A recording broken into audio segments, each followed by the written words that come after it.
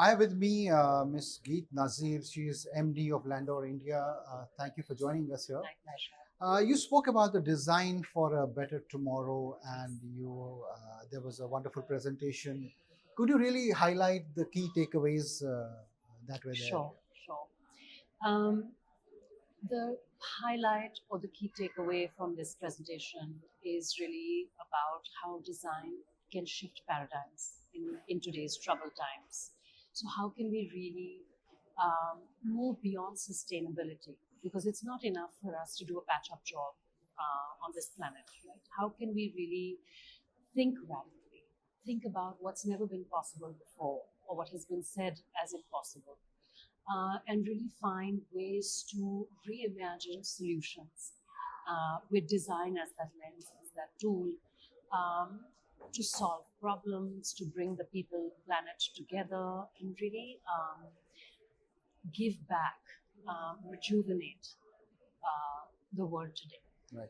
Do you think we have approached design in a very narrow way so far?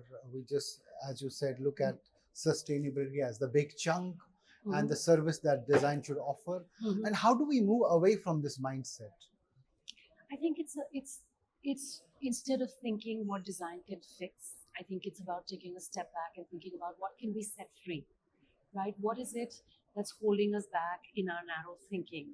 And how can we really unlock the potential of solutions, right? As a collective, in a manner that's joyful, in a manner that really brings people together, communities together, solves for larger problems, in a manner that's not narrow to one solution alone, but actually helps us scale and simplify our solutions for a broad range of audiences. So that's really where design can help unlock those possibilities. Right. If you look at the Indian design landscape, so to say, Mm. what are the good things you have observed in the last few years that are really promising and looking where India is definitely asserting its position as a design capital of sorts? I think it is a coming of age, actually.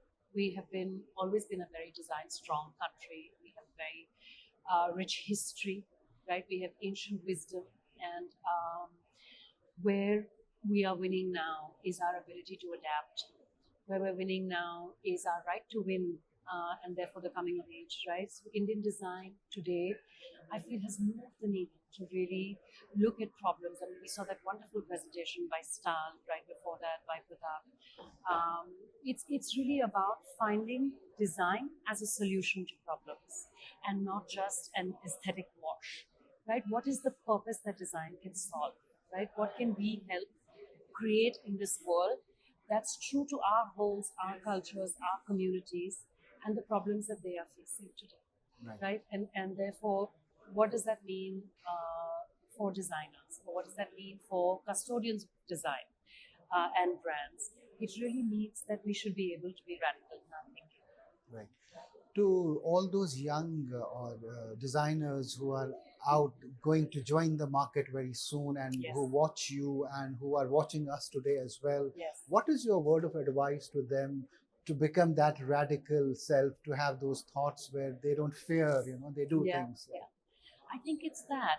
It's not about thinking about problems to fix or thinking of themselves as um, designers. They're citizens of this world, right? They're custodians of a community. Um, how can we use our thinking and our tools to really leverage that impact on society as at large, and on reconnecting people with the planet? So it's really about that, and therefore, it's brave thinking. I Brave would say thinking that is needed. that's the number one thing, Right. right? It's about brave thinking. It's about bold thinking and bringing that to the table.